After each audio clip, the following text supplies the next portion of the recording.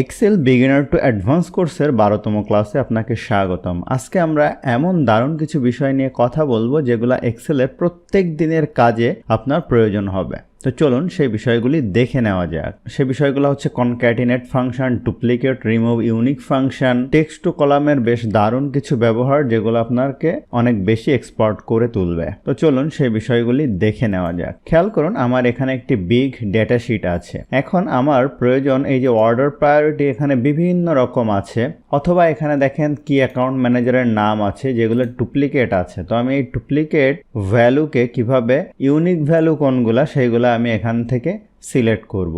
এর জন্য আমি যেটা করতে পারি, এখানে সিলেক্ট করে কন্ট্রোল শিফট ডাউন অ্যারো কি প্রেস করি, করে এখান থেকে কন্ট্রোল সি প্রেস করে কোনো একটা স্থানে এই ডেটাটা আমি রাখতে পারি। ধরুন এখানটাতে এই ডেটাটা আমি রাখলাম। রাখার পরে ডেটাটা এখান থেকে অটোমেটিক আমার সিলেক্ট আছে, অথবা আমি এখান থেকে আবার কন্ট্রোল শিফট ডাউন অ্যারো কি প্রেস করে সিলেক্ট করতে পারি। করার পরে কন্ট্রোল ব্যাক স্পেস দিয়ে উপরে যাই। যাওয়ার পরে আমি এখানে ডেটা ট্যাবে যাওয়ার পরে দেখেন এখানে একটি অপশান আছে রিমুভ ডুপ্লিকেটস। যদি আমি এটার উপরে ক্লিক করি, ক্লিক করার পরে দেখেন এখানে বলছে মাই ডাটা হ্যাজ হেডার্স, আমার এটা হচ্ছে হেডার্স। আর এখান থেকে আমি এই অর্ডার প্রায়োরিটির উপর ভিত্তি করেই আসলে ডুপ্লিকেট করব। আমি টোটালটার উপর থেকেও করতে পারি, আপনাদেরকে দেখাবো। আমি ওকের উপরে ক্লিক করলাম, ওকে দিলাম। দেখেন আমার এখানে আসলে টোটাল 5টি জিনিস রয়েছে, ক্রিটিক্যাল, হাই, লো, মিডিয়াম এবং নট স্পেসিফাইড। বাদবাকিগুলো কিন্তু বারবার রিপিট হয়েছে। তাহলে এইভাবেও আপনি বের করতে পারেন।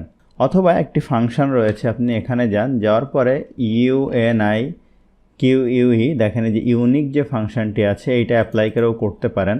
এখন এইটা আপনি এখান থেকে টোটাল ডেটাটি সিলেক্ট করেন, কন্ট্রোল ব্যাক স্পেস দিয়ে পিছনে আসেন, ব্র্যাকেট ক্লোজ করে ইন্টার দেন, তাহলেও কিন্তু আপনার যে 5টি ইউনিক ভ্যালু এখানে চলে আসছে। তাহলে ইউনিক বের করার কিন্তু বেশ দারুণ 2টি পদ্ধতি শিখলাম। এই ডুপ্লিকেটের আরও বেশ কিছু কাজ আছে, অর্থাৎ অ্যাডভান্স ডুপ্লিকেট যদি বলি, দেখেন আমি যদি এখান থেকে এই টোটাল ডেটা সেটটি সিলেক্ট করি, এখান থেকে সিলেক্ট করার পরে যদি রিমুভ ডুপ্লিকেটে যাই, এখানে দেখেন আগে কিন্তু একটা কলাম দেখিয়েছিল, এখন অনেকগুলা কলাম আছে। এখন যদি আমি কিসের ভিত্তিতে আপনি আসলে ডুপ্লিকেট করতে চান, তো আমি আনসিলেক্ট অল করে দিয়ে ধরুন কি অ্যাকাউন্ট ম্যানেজারের ভিত্তিতে আমি টোটাল ডেটাটা ডুপ্লিকেট করে ফেলতে চাই। ঠিক আছে, আমি এখানে যদি দেখেন ওকে দেই, তাহলে খেয়াল করেন এই মাত্র আতিফ, আকাশ, আলামিন, ইটি, এই যে মাত্র এখানে 6 জন আছে, তাদের ডেটাটা রেখে প্রথম যে ডেটাটা আছে এটা নিয়ে বাদবাকি সে সব ডেটা ডিলিট করে দিল। তো এইভাবে আপনি যদি মনে করেন আপনার ডুপ্লিকেট ভ্যালু রিমুভ করার প্রয়োজন কোনো ক্ষেত্রে আছে, সেটা আপনি করতে পারেন। কোনো ক্ষেত্রে আপনার প্রয়োজন হতে পারে। আমি কন্ট্রোল জেড দিয়ে আবার আগের অবস্থানে চলে আসলাম। তো এইভাবে আসলে কোনো ভ্যালুর ভিতর থেকে ডুপ্লিকেট রিমুভ করা হয়ে থাকে। আমরা ইতিপূর্বে ক্লাসে দেখেছিলাম যে কিভাবে নাম্বারের প্রথমে 0 অ্যাড করতে হয়, বা 0 অ্যাড করলে থাকে না। এখন ধরুন আপনি কাউকে ডেটা ইনপুট দিতে দিলেন, তো সে মোবাইল নাম্বারগুলো এইভাবে ইনপুট দিয়ে দিল এবং প্রথমে কিন্তু 0 থাকলো না, তাহলে কিন্তু এই জিনিসটা সুন্দর লাগবে না। এখন যদি আপনি একটা একটা করে 0 ইনপুট দিতে যান, এগুলা টেক্সট হিসাবে ধরুন এখানে আপনি করলেন টেক্সট, দেখেন এখান থেকে যদি আমরা টেক্সট করি তারপরেও কিন্তু 0 আসবে না। তো একটা একটা করে 0 দিতে কিন্তু বেশ সময় লাগবে। তো আমি এখান থেকে জেনারেলি রাখি যেভাবে আছে। এখন আমি এটা খুব সহজেই এক ক্লিকের মাধ্যমে করে ফেলতে পারবো। সেটা হচ্ছে আমি এখানে যাওয়ার পরে দেখেন এখানে 0 দিব, যেহেতু আমি 0 প্রথমে অ্যাড করব। এরপরে আমি এখানে অ্যান্ড সাইন দিব, দেওয়ার পরে এই সেলটা সিলেক্ট করে ইন্টার দিব। এখন খুব সহজে এটার প্রথমে কিন্তু 0 চলে আসছে। এখন যদি আমি এখানে এই কর্নারে ডাবল ক্লিক করি, দেখেন সবগুলা সেলে সহজেই 0 চলে আসলো। তো এখানে যেহেতু ফর্মুলা, এখন আপনি এগুলাকে কপি করেন, কন্ট্রোল সি দিয়ে এখানে যান, রাইট বাটন ক্লিক করে যে পেস্ট স্পেশালে গিয়ে শুধু ভ্যালু আকারে এখানে পেস্ট করেন যেন ফর্মুলাটা না থাকে। তাহলে দেখেন খুব সহজেই 0 সহ কিন্তু আপনার হয়ে গেল। এখন এই যে ভ্যালুগুলা এখানে ধরেন এরর দেখাচ্ছে, এই কর্নারে ক্লিক করে আপনি ইগনোর এরর দেন, তাহলে আর এই এরর সিম্বলটা কিন্তু আসবে না। তাহলে আপনি এইভাবে খুব সহজে কিন্তু যে কোনো একটি ভ্যালুর সামনে এইভাবে 0 অ্যাড করে দিতে পারেন। তো আমরা যে অ্যান্ড ফর্মুলা ইউজ করলাম সেটা আরও অন্য জায়গায়ও ব্যবহার করা যায়। এবং এখানে আমি যে কাজটা এখানে করলাম অ্যান্ড দিয়ে, এটা অন্যভাবেও করা যায়। সেটা হচ্ছে একটি ফাংশন আছে এক্সেলে, কনক্যাটিনেট। আমরা দেখি এখানে ইকুয়াল সাইন দিব, দেওয়ার পরে আমরা এখানে লিখব কনক্যাটিনেট। এই দেখেন চলে আসছে টেক্সট 1, এটা হচ্ছে আমার টেক্সট 1, অথবা আমার টেক্সট 1 আসলে এটা হবে না, কারণ আমার 0 হচ্ছে টেক্সট 1। এখন আমার 0 কোথাও নেই, আমি এখানে ম্যানুয়ালি লিখে দিই, কমা দিই, দেওয়ার পরে এটা হচ্ছে টেক্সট 2। আপনি এরকম অনেক টেক্সটকে একসাথে করে ফেলতে পারবেন। আমি ব্র্যাকেট ক্লোজ করে ইন্টার দেই, তাহলেও কিন্তু দেখেন এই জিনিসটা এখানে চলে আসলো। তো কনক্যাটিনেট ফাংশন ইউজ করে আপনি এই কাজটি করতে পারেন, অথবা আপনি খুব সহজেই কিন্তু অ্যান্ড দিয়েও করতে পারেন। তো দুইটি জিনিসই আমাদের প্রয়োজন হবে। যখন আমরা অল্প কিছু করি তখন সহজে ফাংশন কল না করে অ্যান্ড দিয়েই করে নিতে পারি। যেমন এখানে দেখেন আপনার ফার্স্ট নেম এবং লাস্ট নেম আছে। এখন আপনি যদি এখানে ফুল নেম লিখতে চান তাহলে এই সেল সিলেক্ট করেন, করে যদি আপনি এখানে দেখেন অ্যান্ড দেন, দিয়ে এই সেল সিলেক্ট করে ইন্টার দেন, সেক্ষেত্রে একটা অসুবিধা হবে, মাঝখানে কোনো স্পেসিং নেই। খেয়াল করুন তো স্পেসিং কিভাবে আমি আনবো। তো এই যে আপনি প্রথম সেল দিলেন, দেওয়ার পরে অ্যান্ড সিম্বল দিলেন, দেওয়ার পরে যেটা করতে হবে এখানে একটি কমা দেন, দিয়ে ডাবল ইনভার্টেড একটা কমা দেন, এর ভিতরে স্পেস দেন, আবার ডাবল ইনভার্টেড কমা দেন, দিয়ে এখানে কমা দেন, দেওয়ার পরে আপনি এখানে আরেকটি অ্যান্ড কল করেন, অর্থাৎ C7 এরপরে অ্যান্ড দিলাম, দেওয়ার পরে আমি যেহেতু একটি স্পেস দিব তো স্পেসকে অবশ্যই ডাবল ইনভার্টেড কমার ভিতরে দিতে হবে। এরপরে আবার অ্যান্ড দিয়ে D7 দিলাম, আমি ইন্টার দেই, এখানে ইয়েস দিয়ে দিলাম। তো দেখেন সে বলতেছে ফর্মুলা একটি ভুল হয়েছে, সে বলছে আপনার কমা দেওয়ার প্রয়োজন নেই। আসলে এখানে কমা দেওয়ার তাহলে প্রয়োজন নেই, আমি অ্যান্ড দিব, মানে আমি ফাংশনে আসলে কমার প্রয়োজন হয়, এখানে প্রয়োজন হচ্ছে না। সে অটো কিন্তু কারেক্ট করে নিয়েছে। তো আমি প্রথমে অ্যান্ড দিলাম, ডাবল ইনভার্টেড কমার ভিতরে একটা স্পেস দিয়ে আবার অ্যান্ড দিলাম, দিয়ে এইভাবে আমি এখানে ডাবল ক্লিক করে সবগুলো ফার্স্ট নেম লাস্ট নেমকে একসাথে করতে পারি। আমি সচরাচর আসলে কনক্যাটিনেট ইউজ করি। তো দেখেন কনক্যাটিনেট দিয়ে আমি এই কাজটা কীভাবে করব। এই যে আমি ইকুয়াল দিব কনক্যাটিনেট, এই যে এই সেলটি সিলেক্ট করেন, কমা দিয়ে যদি এই সেলটি সিলেক্ট করে ব্র্যাকেট ক্লোজ করে ইন্টার দেন তাহলে কিন্তু এই একই সমস্যা হচ্ছে।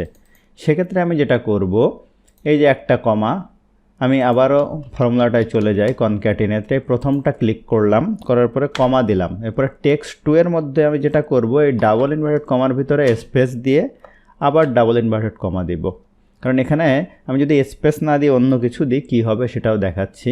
এরপরে আমি কমা দিলাম, দিয়ে এটা আমার টেক্সট 2 সিলেক্ট করে ব্র্যাকেট ক্লোজ করে ইন্টার দিলাম। এখন দেখেন স্পেস আসলো। এখন এই ডাবল ইনভার্টেড কমার ভিতরে আপনি স্পেস না দিয়ে এখানে যদি আপনি এরকম কোনো হাইপেন দেন তাহলে কিন্তু হাইপেনটা চলে আসবে, অর্থাৎ ডাবল ইনভার্টেড কমার ভিতরে আপনি যাই দেন না কেন টেক্সট ভ্যালু সেটাই আসবে। অথবা যদি আপনি এখানে দেন ধরেন যে @সাইন, সেই @সাইন কিন্তু এখানে চলে আসবে, অর্থাৎ এখানে কোনো কিছু এক্সট্রা অ্যাড করার জন্যই আসলে ডাবল ইনভার্টেড কমা। তো আমি এখন এখান থেকে টেনে দিলাম। তো আমরা দুইটা পদ্ধতি দেখলাম, আমরা কনক্যাটিনেট দিয়েও এই টেক্সটগুলোকে অ্যাড করতে পারি, আমরা অ্যান্ড সাইন দিয়েও করতে পারি। কোনো ক্ষেত্রে কোনো ভ্যালুর সাথে যদি এক্সট্রা কোনো কিছু লাগানো প্রয়োজন হয় সেটাও আপনি কনক্যাটিনেট দিয়ে করতে পারেন। ধরেন আপনি এখানে কমা দিবেন প্রত্যেকটার পরে, তো আপনি এখানে ইকুয়াল সাইন দেন, দেওয়ার পরে কনক্যাটিনেট কল করেন, ঠিক আছে, করার পরে এটা সিলেক্ট করেন, কমা দেন, দিয়ে ডাবল ইনভার্টেড কমার ভিতরে আরেকটি কমা দেন, ঠিক আছে। এটা কিন্তু আমার ফর্মুলার কমা, এই যে, আর এটা হচ্ছে টেক্সট 2 এর জন্য। তো দেখেন প্রত্যেকটার পরে কিন্তু এই যে কমা চলে আসছে। এরকম আপনি দিতে পারবেন, বিভিন্ন প্রয়োজনে এরকম আপনার প্রয়োজন হতে পারে। আমি মুছে দিলাম। এখন এই যে ফার্স্ট নেম লাস্ট নেমটা আমরা এখানে এইভাবে লিখলাম, এটা আমি চাইলে ফ্লাশ ফিলের মাধ্যমেও করতে পারি। তো সেজন্য আমি এটা সিলেক্ট করলাম, করে মুছে দিলাম। এখন এখানে আমি এটা হাতে লিখে দিব, SALEH সালে, HASN হাসান। এরপরে এখানে সিলেক্ট করে কন্ট্রোল ই বাটন প্রেস করেন। দেখেন কন্ট্রোল ই বাটন প্রেস করার সাথে সাথে অটোমেটিক্যালি দেখেন এই যে নামগুলা সে অটোমেটিক নিয়ে নিছে, আমি কিন্তু কোনো ফর্মুলা অ্যাপ্লাই করিনি। তো মাঝে মাঝে এই ফ্লাশ ফিল আপনার নাও কাজ করতে পারে, সেক্ষেত্রে আপনাকে দুইটা নাম লিখে নিতে হবে, অর্থাৎ সালে হাসান একটা লিখলাম, এরপরে শাহিন মোল্লাটা লিখলেন, তারপরে হয়তো কাজ করতে পারে। তো সেক্ষেত্রে কিন্তু আপনাকে দুইবার লিখে নেওয়ার প্রয়োজন হতে পারে। তো ফ্লাশ ফিল অ্যাপ্লাই করার জন্য আপনি কন্ট্রোল ই বাটন প্রেস করতে হবে, সে অটোমেটিক যেটা করে এইটা আপনি কি করেছেন কি লিখলেন ওই অনুযায়ী সে নিজের ইন্টেলিজেন্স ব্যবহার করে এই ফিলটা করে নেয়। তো এই ফ্লাশ ফিল আমি ব্যক্তিগতভাবে খুব একটা ইউজ করি না, আমি সবসময় আসলে কনক্যাটিনেট দিয়ে করি, কারণ অনেক সময় এইটা ভুল হওয়ারও অনেক সময় সম্ভাবনা থাকে। তো আপনি ফ্লাশ ফিল ইউজ করে কন্ট্রোল ই বাটন প্রেস করে করতে পারেন, যেটা এই যে ডেটার ভিতরে আছে, এই যে ফ্লাশ ফিল, ঠিক আছে। এই যে দেখেন এটার উপর ক্লিক করলে কন্ট্রোল ই দেখাচ্ছে, অথবা আপনি যেভাবে আমি আগে দেখালাম কনক্যাটিনেট বা অ্যান্ড সাইন দিয়েও করতে পারেন। এখন আমি যদি এই জায়গায় দেখেন আবার যদি কনক্যাটিনেট ফাংশন অ্যাপ্লাই করে এই দুইটাকে একসাথে জয়েন করি, ইন্টার দিলাম, এটা এই পর্যন্ত টেনে দিলাম, আমি এখন কন্ট্রোল সি দিয়ে কপি করি, করে এখানে ভ্যালু হিসাবে পেস্ট করি। এখান থেকেও করা যায়, দেখেন 1 2 3 উপর ক্লিক করলে ভ্যালু আকারে পেস্ট হলো, তাহলে ব্যাকগ্রাউন্ডে ফর্মুলা কিন্তু এখানে আর থাকলো না, এটাই সুবিধা। এখন আমি এই জায়গায় 2টা কলাম ইনসার্ট করি। কেন করছি আপনাদেরকে দেখাই যে টেক্সট টু কলাম আসলে কী জিনিস বা কেন ব্যবহার হয়। টেক্সট টু কলাম, দেখেন এই যে ডেটা আছে, ধরুন এখানে ফার্স্ট নেম লাস্ট নেম আমি একসাথে অ্যাড করলাম। এখন আমার প্রয়োজন হচ্ছে যে ফুল নেমটাকে আমি 2টা ভ্যালুতে ভাগ করব। তাহলে আসলে আমি কিভাবে করব, দেখেন এই ভ্যালুগুলো আমি এখান থেকে সিলেক্ট করি, করার পরে ডেটার আন্ডারে দেখেন এখানে আছে এই যে টেক্সট টু কলাম, এটার উপরে ক্লিক করে এখানে ডিলিমিটেডের উপরে ক্লিক থাকবে।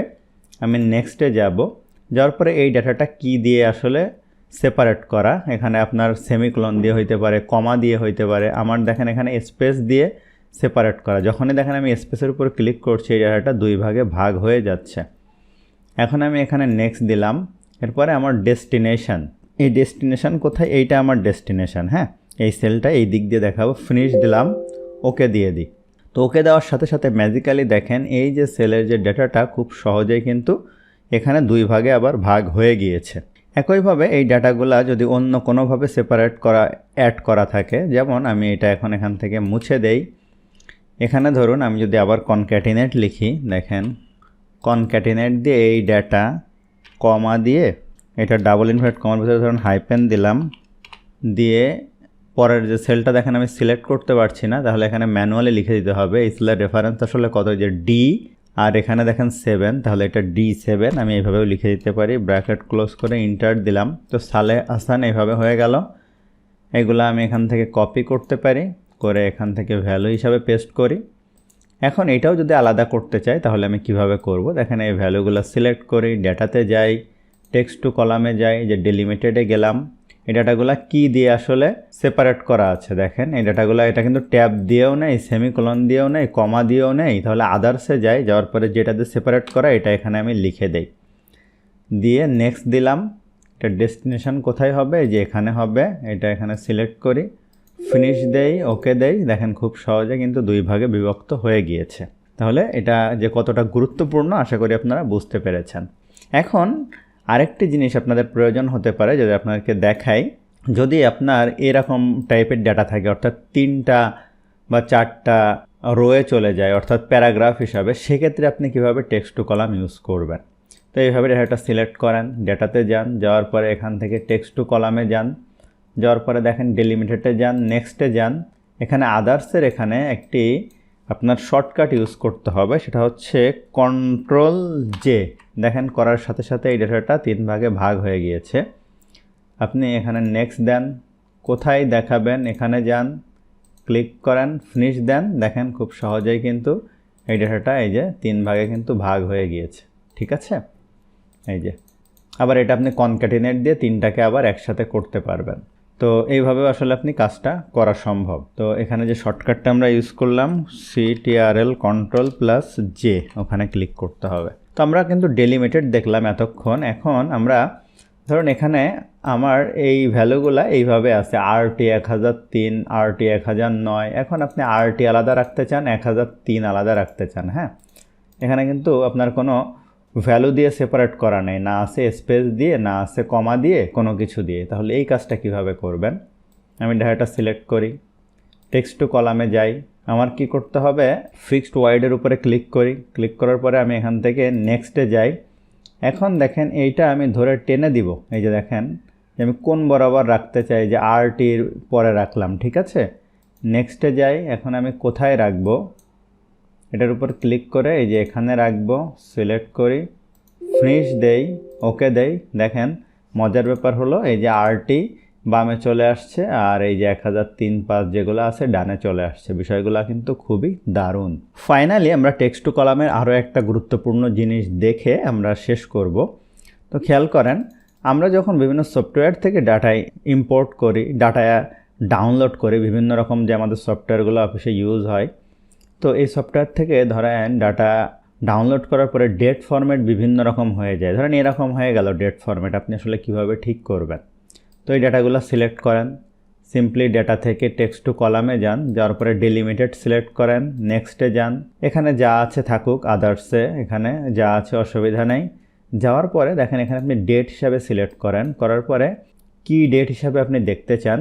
সচরাচর কীভাবে ইউজ করি আমরা হচ্ছে ডেট, তারপরে মান্থ, তারপরে ইয়ার, এরপরে ডেস্টিনেশন কোথায়, এই সেলটা সিলেক্ট করেন। করার পরে আপনি এখানে ফিনিশের উপরে ক্লিক করেন। দেখেন কত দারুণভাবে এই জিনিসটা ডেট ফরম্যাটে কিন্তু চেঞ্জ হয়ে গিয়েছে। এই যে 10/10/2024, 15/2/2020 এভাবে খুব সহজে চেঞ্জ হয়ে গেল। তো আশা করছি এই remove duplicate, flash fill, text to column এই জিনিসগুলো আপনাদের ডাটা অ্যানালাইসিসে খুবই কাজে লাগবে। তো ধন্যবাদ সবাইকে, কথা হবে পরবর্তী ভিডিওতে।